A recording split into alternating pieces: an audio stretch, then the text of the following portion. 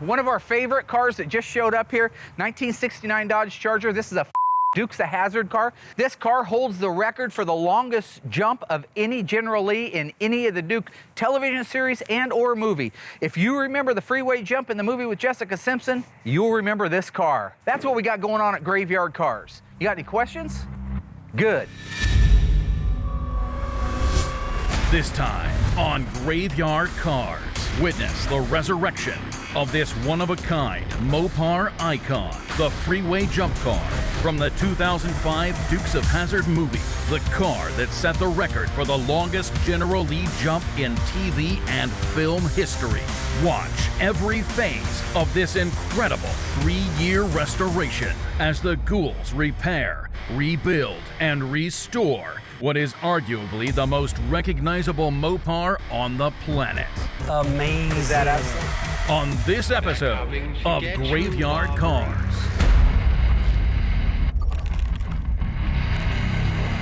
Unburied dead are coming back to life. I'm Mark Warman, and together we bring dead muscle cars back to life, to exactly the way they were on the day they were born.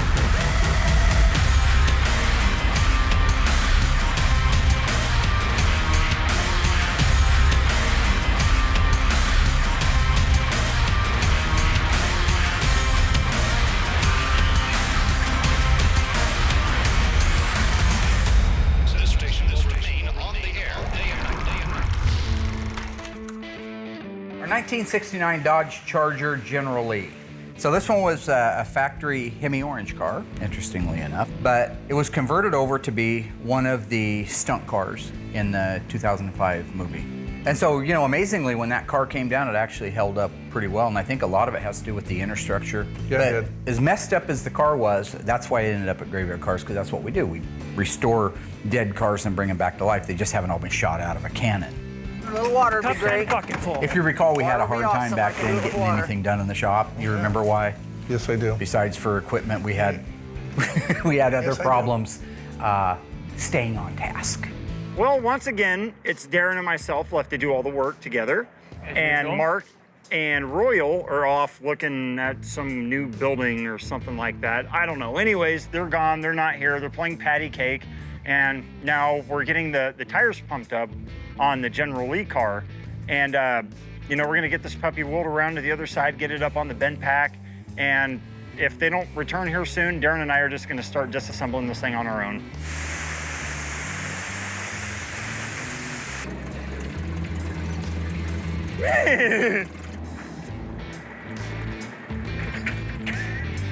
Lift it up!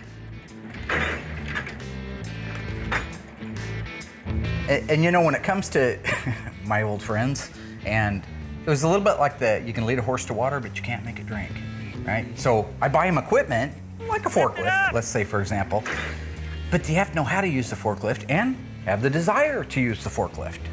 Nobody wanted to use it because the brakes didn't work. That's the secondary note. Oh. Josh, I can't tilt it anymore. There you go. Gee. You know, when we needed help again, Mark was not anywhere to be found. I found out later he'd went to look at a new building. He should maybe, you know, take care of the building he's got right now instead of looking for a new building. This thing's done. We're not using this. We're gonna push it the old-fashioned way. If you don't want to help, go home. And wisdom has not kicked in yet for Josh, so he's still operating on just strength. This is the hardest way we could have done this in the world, isn't it? Just cut it to the left, Darren. Trying, okay, buddy. So if you recall, when you and I actually came over here to this building, while we were gone looking at the building to make a decision if our company could move forward and this would be the right business decision, Well, what was supposed to be happening? they were supposed to be getting the car around and into the shop and being disassembled. Disassembled is good. Didn't get disassembled. Why is the car not apart? Here's the thing, I'm not a detective. If I was, I'd probably be Columbo, right? The bumbling idiot that always solves the crime. But it doesn't take an hour to push a car around. We were gone for an hour. Why is the car not apart, and why haven't to come back and find out that that's all they had managed to get done? He did not want to use the forklift and bring it over here, so we had to push it over by hand. Yeah, that forklift that we have, No, that's we could gonna use kill it. somebody, man. Well, I mean, I drive it every day, dude. It's We've been a gone full an meal hour. deal while you were gone. You want to say I'm fat? Say I'm fat. Get it all out. You're fat. Great. I'm overweight. I need to And eat a you're a salad. boy, you know. We got problems. Me and You look Royal. like a turd. You look like a turd floating in the toilet. Yeah. He's got a bowl on his face. Yeah, this is great. But let's not forget, you've had the thing for an hour and you haven't even started working on it yet. So the ritual of insanity back then was always the same. No matter how hard you tried to approach this situation, find out what happened calmly and rationally, the first thing is Josh would start screaming, and then Darren would start cheering him on. And You were then the bad guy. I was the bad guy. It would start escalating. It would go from, hey, I wonder what took so long, to I'm going to kill you in your sleep. I mean, it seems like there should have been something in between those That's two. a little insane. Doesn't leave you anywhere to go. When you get all of us in a room together, there's going to be conflict. And it's easy for Mark to rile Josh up. And then Mark always gets Royal going also. Me, I'm usually the calm one. You guys. What did I do? Royal, you've done it. Give me your microphone. Seriously? Give me your microphone. Turn it off. You know, Royal grew up with me. We were about 12 when we met, and so he's known me my whole life. And you know that my job is to build people up and make them think anything is possible. You do a great job. Yeah. So anyway, you can see why it's so surprising to me when I have that kind of a pushback, when I'm really just there to build them up and make them think anything's possible, right? I'm trying to give them the wind beneath their wings, not to go all Bette Midler on their but you know what I mean? Bette Midler? Most people don't. You know, Mark wanted to have a tune-up talk with us, so he takes us over in the corner and starts chastising everyone except myself. He said, Royal and Josh, you need to be more like Darren and not be a troublemaker. You know, he said, look at Darren for leadership and not himself, to be more like me. And everything seemed to go pretty good after that. What did you say? Well, thank you for asking. I told them that if they didn't get their act together, I was going to shove a fistful of Mentos up their ass and give them a Diet Coke enema. Ooh. So now we're getting ready to start disassembling the 1969 Dodge Charger from the Dukes of Hazzard movie. This is the actual Freeway launch car. This is a really cool, it's got a great backstory on it. Hazzard Productions had actually ordered the car to be built by a gentleman back in the Midwest. This particular car has some reinforcements in it so that it would have survived that big jump that you see at the end of the movie.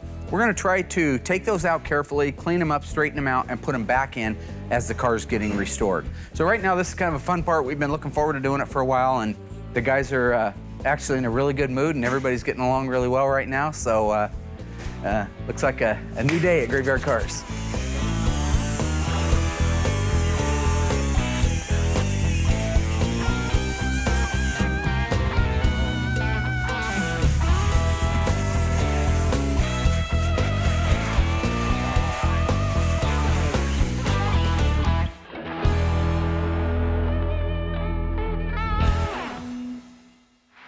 Coming up, sparks will fly and suspensions will fall as the General Lee Freeway jump car continues its transformation.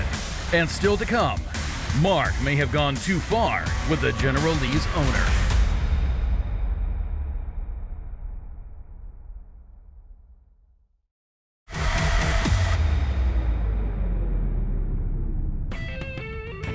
Well, the thing like on that particular car, disassemblies typically are just assembly in reverse, right? I mean, they had already welded things in place, like the front bumper was welded in place. The front bumper brackets, the frame rails were welded to the brackets. I mean, it was quite a bit bigger job. So it probably was best that you and I were involved, or my guess is there would have been nothing but a molten pile of orange dust with two screaming idiots in the middle of it.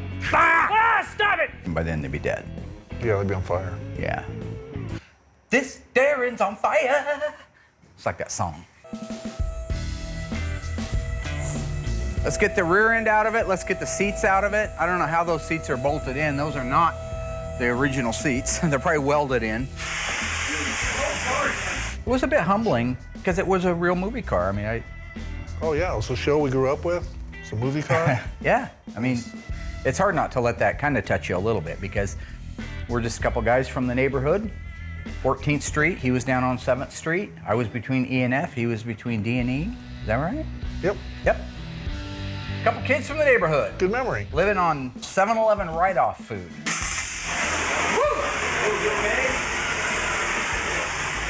You got to be careful when you're using a torch in tight places. That's what was happening there with the torsion bars, is you're inside of a pocket, there's no room to move around.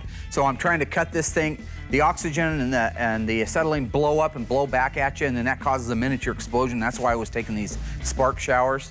You know, the average guy would have all this protective stuff on. I have my Bolets on just because my eyes are invaluable.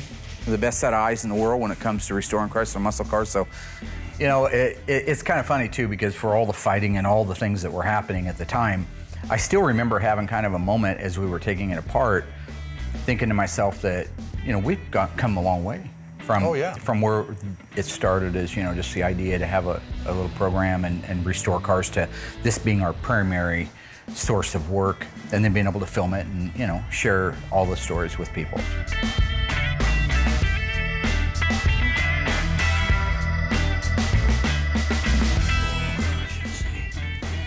Oh man, everything's bent right in the way. Oh no. Darren, would you stop that? Darren, what the? No, what the is wrong with you? Yeah, hold still. Don't. Where do we start? No, what is wrong with you, really? You know, the thing about it is, and I still don't know to this day, 30 years after the day I met him, what the hell's wrong with him? A guy's trying to take the front suspension out, and you're trying to tip the car. What goes on in his head? I don't know. You know, that's you understand that. What'd you do with the torch earlier? You sick Burnt bastard. oil. Did anybody get hurt? You sick? You're sick. Oh no. So after the craziness, after rocking the car and trying to kill somebody, because that's what he does, because in his mind that's funny, right? We were actually able to get the rest of the car disassembled. That front end coming off there was a I think that son of a is welded in there. The front bolts, when I took the front bolts of the K-member out, I noticed it didn't drop at all. That made me suspicious. Well, it turns out on top of everything else being welded, they actually welded the K-member to the frame rails. So the most dangerous part right now will be cutting those welds loose and hopefully not dropping the engine on your hand, because you got to have it up in the air a little bit to be able to get onto it with a torch. So. Very close. Yep. Got it. Hold it. Can you roll that forward? Well, what? See, Mark just wanted to ruin a car. Get away. Watch out, man. He's a crazy man. Well, he wanted to cut the car. You know, I know that the Dukes of Hazzard car is the most recognized Mopar in the world. So I think here at Graveyard Cars, we're lucky to be able to work on that particular car. No, I was going to cut the coupler, you idiot. They make new couplers. You're so stupid. Let's go with a roll, right? Iceman. I don't know. We're getting close now, though. We're just finishing on the probably 45 minutes. I think it's loose. Loose now. After we got that car disassembled, I had called the owner and I let him know that we were going to be in a bit of a hiatus, because, as you recall, there was quite a change to Graveyard Cars. Not just the fact that we had to move, but we had staff changes, we had equipment changes, we had employee changes, so it got put on the back burner. Hey guys, what movie was the Dukes of Hazzard TV series based on? Was it A, Dirty Mary, Crazy Larry? Was it B, Moonrunners? Or C, Trisket? Stay tuned, because the answer is coming up after the break.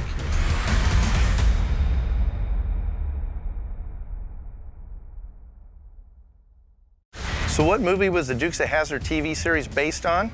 The answer is Moonrunners. Moonrunners is a 1975 film about the apparently true-life exploits of two moonshining brothers and their sexy cousin. It even starred Waylon Jennings. Dirty Mary, Crazy Larry was a classic Peter Fonda film that featured a 1969 Charger. If you haven't seen that one, you gotta go check it out. Trisket? Yeah, it's a cracker. It's not a movie. You need to get out more if you pick that one.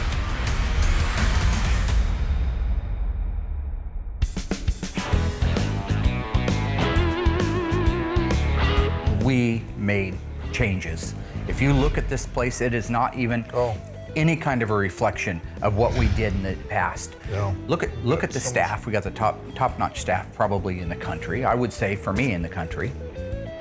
We have the top facility. We have inventory like we never had. We have organization. If you look around this place, everything has a place, and there's a place for everything. Everything's in its place. Look at the cars. What we used to do in 1 year, which was one car, we've been in here exactly 2 years. And in 2 years, we've done 12 cars. Just some of them How about Garth's 1970 Dodge Challenger, the beautiful plum crazy white top 4-speed 446 pack? Guy Melita's 1970 Hemi Dodge Charger FK5 burnt orange. That's just since we've been in here. That's just since we've been in here, absolutely. We had our 69 Hemi Roadrunner turquoise. I mean, one of, what, 8 that was ever made, the only one in that color. We had Mark and Elena's 1970 Cuda, 383 automatic. First one out. That was the first car that got out. I think that was the first episode we filmed over here at the shop. Yep. Absolutely. We had Bob Moore's 7340 car, the one that got sabotaged. We had the 72 Charger, 404 speed for Murray Goodings. Bill Goldberg, Big Bill, what can you say, right? Big Wild Bill Goldberg's 1968 GTX, gorgeous car. Just finished here. So, you know, that was all the right decisions to make. You can't help it when you go back over that group and you talk about the hero cars that came through. There were some beauties, but nothing quite like the honor of being called by Mopar to put the very first crate Hemi with their controller in our world famous 1971 Cuda SEMA car. Yep. You know, so really at the end of it all, I mean, we had the SEMA car done, we had punched out all the others, we had met all of our commitments, we had an owner that was being patient with us, that generally it was time to move it back in, get it in line, and start rocking on it. And when we did, it moved quick. It moved quick.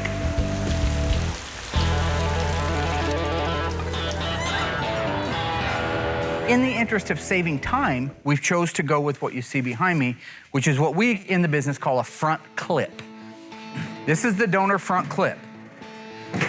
If this right now, sitting the way it's sitting, we could put fenders on it, a hood on it, a front bumper, a grille, and it would look from the front like it's a complete car. But this is the inner structure, the skeleton, that we're gonna be grafting onto that car. But imagine you're gonna marry this windshield post with this windshield post, and it's gonna be seamless. Therefore, it has to be stepped out. This will be cut down to here. Then it'll have an inner structure piece that steps up to here, then another one that steps up to here. And when you're all done, you'll put an outer piece back on it, all from original Mopar sheet metal, either that pillar or this pillar, and you will have this grafted together with the front end. So where we're at right now is the body man has already started cutting and trimming the front inner structure that you see here. He'll continue to cut and trim, but you can see all of his measurements are here, all of his marks are here. These would be areas where they're making the step. So you have it going from here to here to here. He'll get this whole piece ready to go on the car. Then he'll cut the car part off, get it all cleaned up and prepped to receive this, and the two can become one.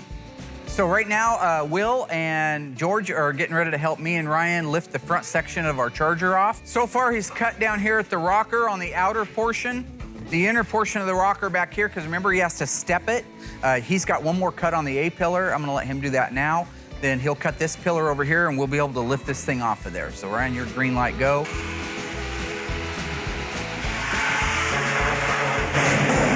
Beautiful. Where do we want to go? Away There's a car behind you, Bike Courier. Go away from the Go away from the Right here is fine. I'll drag it out. Right? Crazy Bike Courier son of a... Doing a good job, Georgie. You drilled out a lot of those spot welds, right? I am going to bless the union of this original 1970 Coronet front clip onto this 1969 Dodge Charger.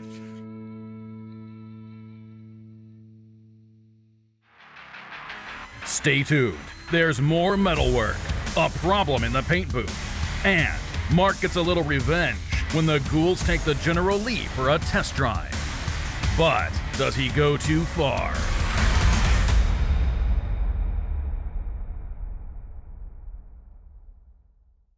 We have been underdogs our entire life, so we always believe in rooting for the underdog and giving somebody a chance. So like in the case of George, he had no formidable skills. He was a welder. I shouldn't say he had none. In the auto industry, he had none, but he was a great welder. And so we brought him in, and that General Lee, that was his proving grounds. And I worked with him, Ryan worked with him, we all worked together to make that happen. But that was my friend George's very first opportunity to do metal work on a car versus like a locomotive or something else. And he did a phenomenal job. Okay, I see you've got marks, so is this your intention of coming up through the sail panel and the upper deck filler?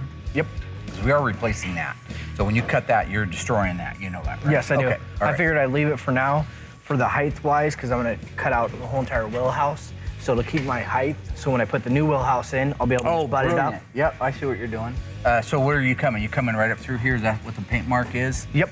So we're gonna come through here like this, and then you're gonna just go to the outside of this. That'll get you your access to your spot welds, right? Yep. And then just blow the whole thing off of there. This particular car, as you know, had so much trauma, so much blunt force trauma to it, that literally everything throughout the car was misshapen. The pieces that we've saved well, but the ones that are sacrificial, those are the ones we're replacing. And then where you cut through the rails at. I'm gonna come right through here. Yep. All the way up through here, save Beautiful. all that. Yep. Just like a line. Just exactly. Okay. So, and then you'll have to dissect out the rest of the trunk pan and the frame rails for that. Okay. And you know this is the part that's really important right up here. This has got your numbers in it. So we're saving and replacing this entire trunk gutter. I've got new ones, but I would rather just put this entire piece in there. That's do that. not a problem. Is that all right with you? Okay. So you're gonna mirror the same exact cuts on the other side. And the car's established at the front by the frame rails in the rack, so you shouldn't have any height problems. Nothing should move when you cut this stuff off. So basically, I've given George the green light to go ahead and cut the back half of the car off. That's what he's doing now.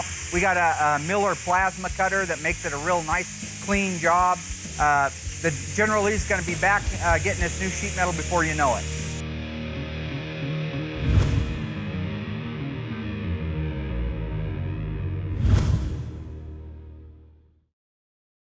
So far, the ghouls have torn down and cut apart a one-of-a-kind General Lee. The car that holds the record for the longest freeway jump of any General Lee in TV or film history. And still to come, there's more metalwork, a problem with the paint, and the long-awaited reveal for this one-of-a-kind Mopar icon. Amazing. But when the Charger is taken for a test drive, will Mark's reaction go too far? How dramatic is it gonna be when I call the cops on your ass?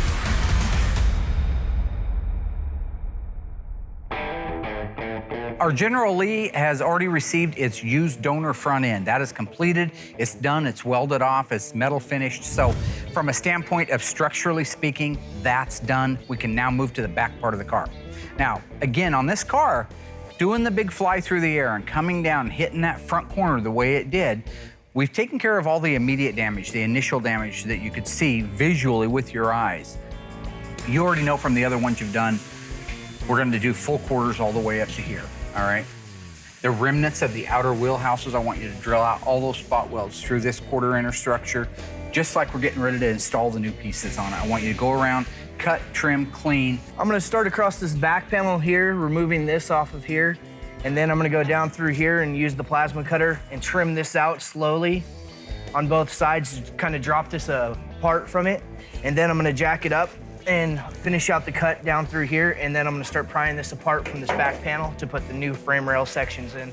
It should go pretty fast. You ready to weld? I'm ready to weld.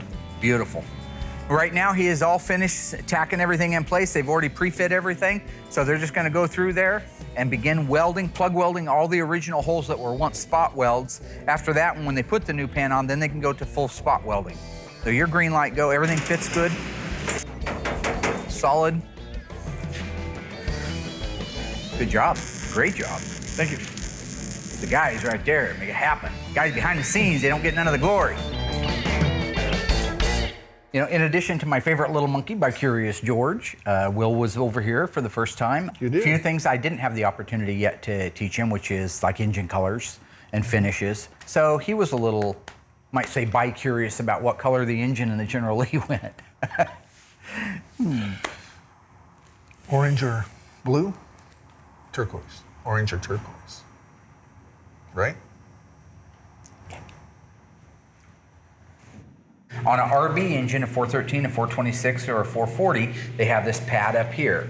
So if you walk in here bright and early, all bright-eyed and bushy-tailed, and you look at that, you see that code right there with 440 behind it. What year is this engine? Well, A was 65. Yes, sir. Yes, sir. So B was 66. Yes, sir. C was 67. Look at him go. D was 68. Yeah. And then E is 69. Perfect. And if you look down here in this lower corner, do you see those little two letters there? What do they say? I see an H. There you go. And a P. I'm assuming that's P. Nice. It's a P.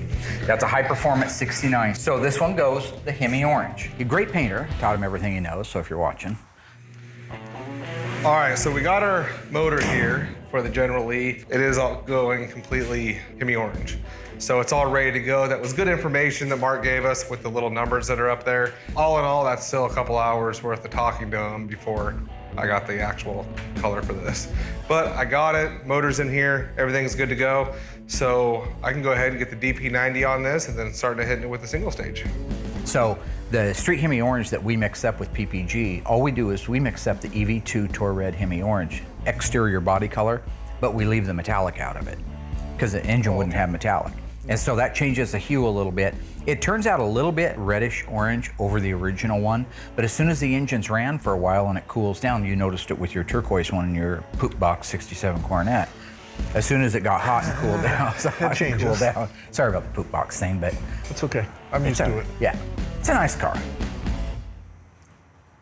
Once the metal work was done and the body work was done, it was able just to follow the same suit any of the restorations would, okay? So it was, once that was done, of course we had the engine and everything painted, we were building the drivetrain over in the machine shop, it was time to start doing the jam work. When it comes to the jam work on these cars, some of them are simpler than others. It depends how much metal work. That car had a lot of metal work. Sure. So you've got gussets and reinforcements, you've got frame rails, you've got a Dutchman panel that has to be jammed on the inside, wheelhouses. All that has to have the sound deadener put on it before that goes into place, and then it gets the paint over the top. So right now I have the Generally all masked up. It is in the booth. The quarters are off it, so I can paint the inside of the quarters, the inner and outer wheelhouses, and underneath the package tray. We've heard Hemi Orange, Hugger Orange, Torch Red, Flame Red. Nobody actually knows what color this particular car was supposed to go. We've been trying to get in touch with the guy that actually built the car. I haven't heard back from Mark yet, so I'm gonna go check with him, see if he's heard back, and see if he has an answer on what color it's supposed to be. Hey, boss. I got the General Lee in the booth. Do we know the color yet? Those cars were painted 1975 Corvette Flame Red. Okay. How do you have a Hemi Orange factory Charger and say no thanks? It's a sim. They didn't paint that thing Hemi Orange. True or false? A real-life car accident made it into the final cut of an episode of the Dukes of Hazzard TV show. We'll have the answer for you after the break.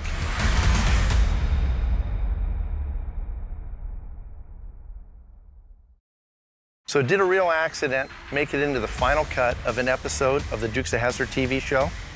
The answer is true.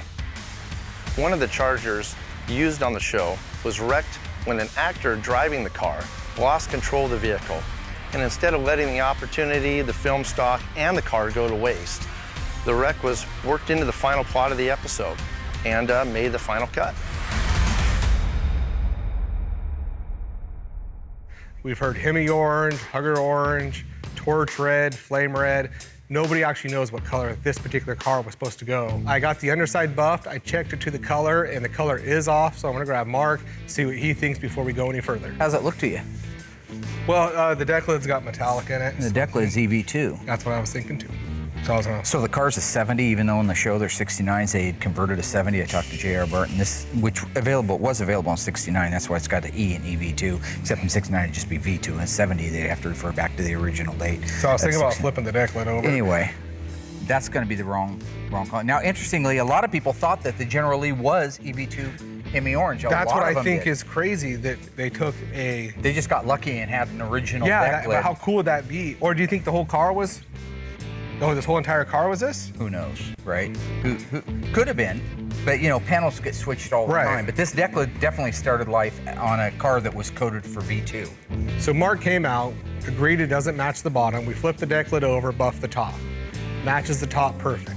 That's when we realized this is a true original Hemi Orange Charger, which kind of sucks because if they would have just painted Hemi Orange, this person would have a General Lee factory Hemi Orange and it would still be an orange car.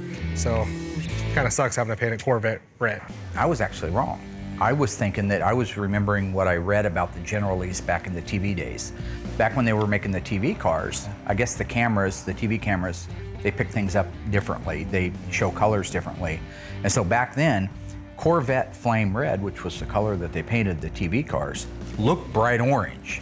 Huh, I didn't know that. On a TV camera. But in the movie, times have changed and they use different cameras to make the motion picture, that color looked too red. It looked like it's real red. They had to paint it big bad orange to make it look like it did in the TV series when it was flame red. Who came up with the big bad orange? That's an AMC color. I'm excited to paint this car, A, because it's a General Lee, B, it was actually in the movie. It was a cool launch car. And C, the body guys have been waiting for 2 weeks with kind of at a standstill because I haven't been able to come up with the color yet. So there's a bunch of reasons why it's exciting to get it done, but it's very nice to have this thing painted and back to the body shop, have the quarters put on.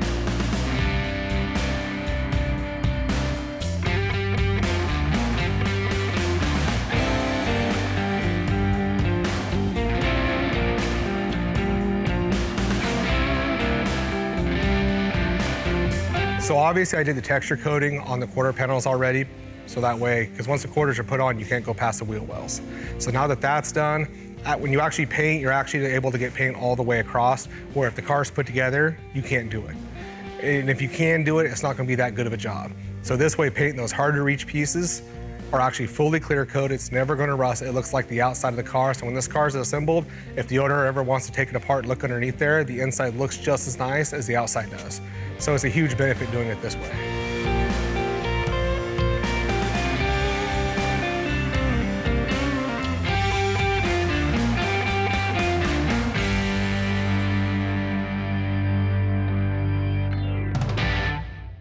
The General Lee was able to just follow the exact same, once the metal work was done and the body work was done, it was able just to follow the same suit any of the restorations would, okay? So it was, once that was done, of course we had the engine and everything painted, we were building the drivetrain over in the machine shop. You just do it once. I think that's the best part about the car, not the fuel door. Do you remember the General Lee doing it over and over again?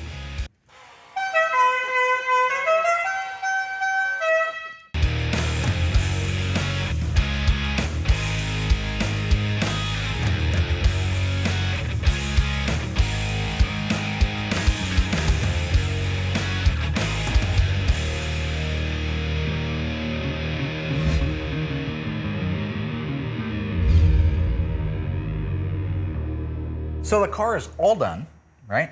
Ready to go. Customers are coming in to look at it, check it out. I walk in, the place is like a ghost town. Everybody's gone? Everybody was gone. Nobody around. I'm calling, I'm yelling, I'm walking through the place. This is really strange. Then I notice the General Lee's gone. And when the General Lee's gone and everybody's gone, there's only one culprit, and that culprit happens to be a car thief. That's right. That's right. She's no Angelina Jolie from Gone in 60 Seconds, let me tell you that right now. All right? She took that stuff. I know she did. She stole the last one, she stole this one. So I called her ass.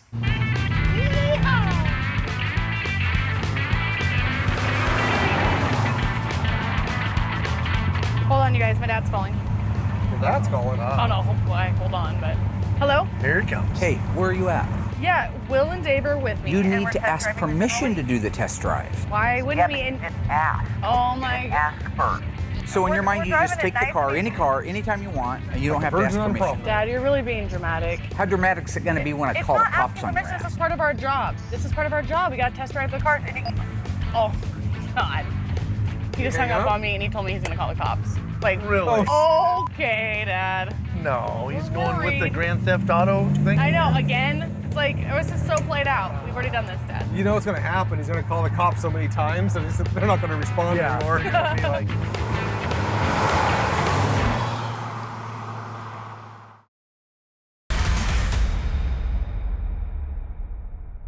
I walk in, the place is like a ghost town. Then I notice the General Lee's gone. So I called her ass. Dad, you're really being dramatic. How dramatic is it going to be when I call the cops on your ass?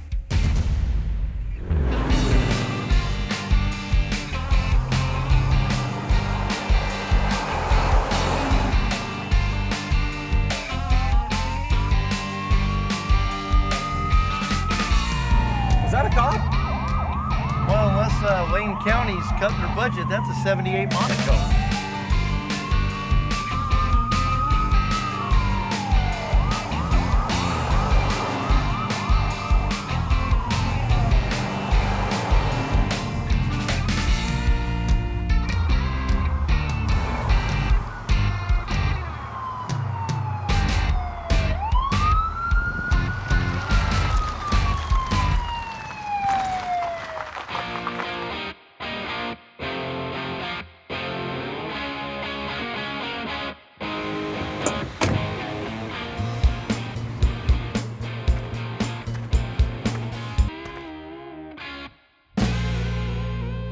You got a driver's license and registration, boy? No, officer. You got no driver's license? No. You know, you gotta have a driver's license and registration and insurance to drive a vehicle on a public highway here in Springfield, Oregon. So why don't y'all step out the car for me, okay? Are we really doing We'd like to this? have a little chat with you. Passenger, step out, put your hands on the roof. Passenger in the back, get out, put your hands on the roof. Keep them where I can see them. Yeah. All right, everybody walk around here. What's this? Why are you wearing little tiny... This is an officer of the law outfit. Why are your breasts sticking out? I don't know, why are you wearing dental floss for shorts? Like a wrapper on a I'm Tootsie wearing Roll. it. I happen to be wearing... What? What are you laughing about? 4 eyes? What? The extra glasses, they look like 4 eyes. I don't have extra, they're just a pair. Dave, how you doing? Good, how you doing? Good, good. You're out driving the General Lee without Boss Hogg. Well, more of a Roscoe P. Coltrane looking Mojo Potato. What are you doing driving my car? Did you ask permission? So do we have permission? Yeah, you guys can drive the car if you'd like to. Thank you. She's hopped up over 150. Oh, God. You know what that is? Hopped up over 150. That's from the movie Dirty Mary Crazy Larry's cop car scene. Yep. Yeah. Yeah. The Yeah, police car, the only police car that could catch them. Yep, had that little scoop on the hood. That was awesome. Yeah. That was great. Who you gonna be with that little old slant 6? What's that from? Slant 6. You think from you could Joe really Dirt. be Joe Dirt? Joe Dirt. That's right. That's right. Yeah. Okay, I got another one. You know the one in Smokey and the Bandit?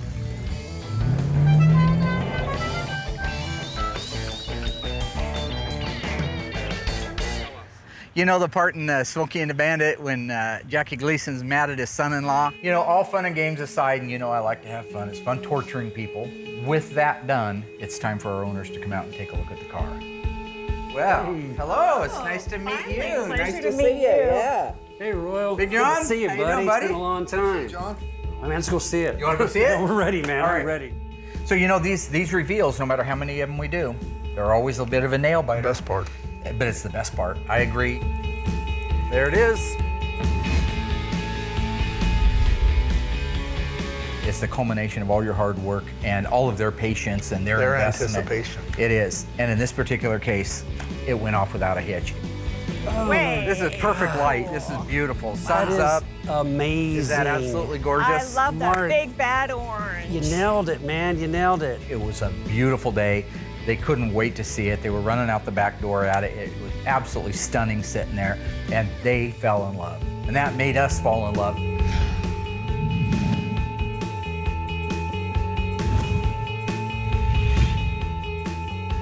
It's unbelievable. This was the It's total gorgeous. General Lee, and it's just perfect. The color's perfect. PPG single stage paint, acrylic urethane. There's nothing like it. It looks wet when it's dry. It's at the end of the day, you know, we're not doing all this for the dough. We're doing a lot of it because we love the cars and we love the people. So that was awesome. That is truly a good thing. Absolutely gorgeous. Yeah, the same guys that built the roll cages for some of the movie cars and stuff came down and installed that one for us. Got the vector wheels that were actually on the car when it did the jump. The same wheels. Those are the wheels. That jumped 174 They feet. did, and they were beat to death, and they were bent and chipped, and so we sent them out, and we had them completely redone, balanced, had the new tires put on, which those are the correct ones for the That's movie. amazing. I can't believe, I mean, this car was bent up and twisted and Oh, we had a hard rusted. time. If you go back and you talk to the body man about that, this thing was shoved up to here, so we had to get all the sheet metal off of it and make direct pulls just down on that A-pillar to get it square again. But that's your original roof right there. Golly, buddy, I cannot thank you enough. Oh, I love that steering wheel. It just came out It's great. perfect. You know, this car came out of Kansas. Originally, it was in a field in Oklahoma. We bought it off eBay. We brought it back to Denver. I called you. I think you called me back in 10 minutes when you heard I had a General Lee. Yeah. That's Next good thing I stuff. know, That's good TV. we sent it up here, and here we are a couple years later, Wow. and it just looks amazing. You nailed it, Mark. I like they did the steering wheel with the actual one they used in the movie because it was different than the TV series. Just exactly. Just little details they changed. We tried to keep some old and some new, and you know, you and I talked about that at great length. What do? Do we restore it to the movie car? Do we restore it to the TV? And for the most part, it's movie, but there are some throwbacks to the TV in there. Certainly, this car is built out exactly like a 69 Charger RT. So, if you go over here and take a look, which you haven't even seen yet, under the hood, if this was an XS29L code, which is a 440, that is what you'd have. So just a few things to point out here, because I know you're into all kinds of cars, not necessarily diehard Mopar. So I'll point a few things out that are very, very correct about what you're looking at. So we went with an actual date-coded 69 440 Magnum, 375 horse, and it's all dressed out. Date-coded spark plug wires, date-coded PCV hose, date-coded heater hoses. This is an original 054 radiator, which would be correct for a 69 big block with a 26-inch. We had to change the core support out because it was destroyed, and so when we did, we put in a 26-inch. Both aprons have been replaced and portions of the firewall, because if you recall, this thing had that big boxed-in square channel. The support when they did that jump. And I wanted to try to preserve that, but when they put that in there, it never once held a complete 440 because it wouldn't have had room for it. So when I was trying to mock it in place and mock the 440 in there, it just didn't work. And so we lost that little bit of infrastructure nostalgia. What's this, Mark? These are authentic General Lee horns, which we actually went to the trouble of sourcing them and getting them to function correctly. If you would like, I would be more than happy to play that for you. Step back. That's great. That is perfect. Hey, we should go take off. You guys should hop in there and go for a ride. Oh, Let's go tear it up. Oh, I feel like Bo Duke already.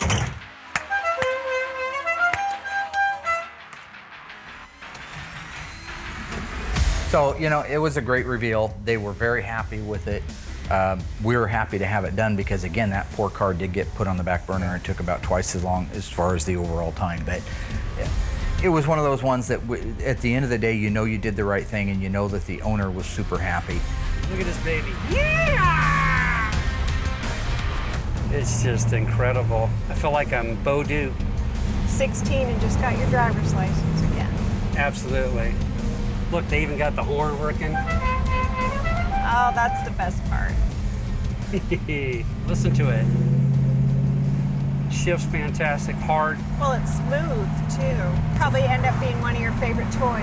Absolutely. We waited a long time, but it was worth the wait. It's absolutely gorgeous. Almost ready to relax, but in my mind, he was gone an awful long time. Oh, he was just having fun.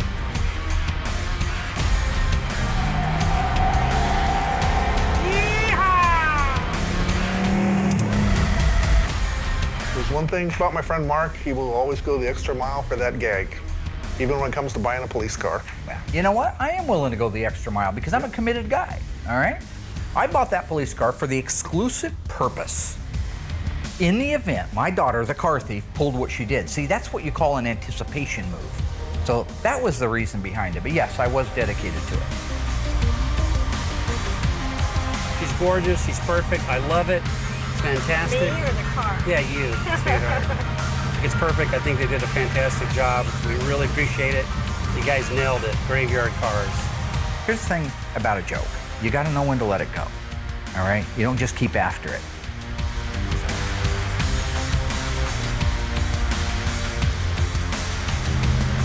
There's a cop back there. Let's just go for it. Yeah, no, I better pull over.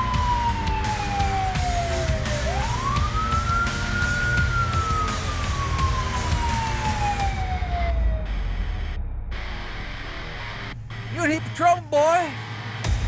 What you out doing, running a shine?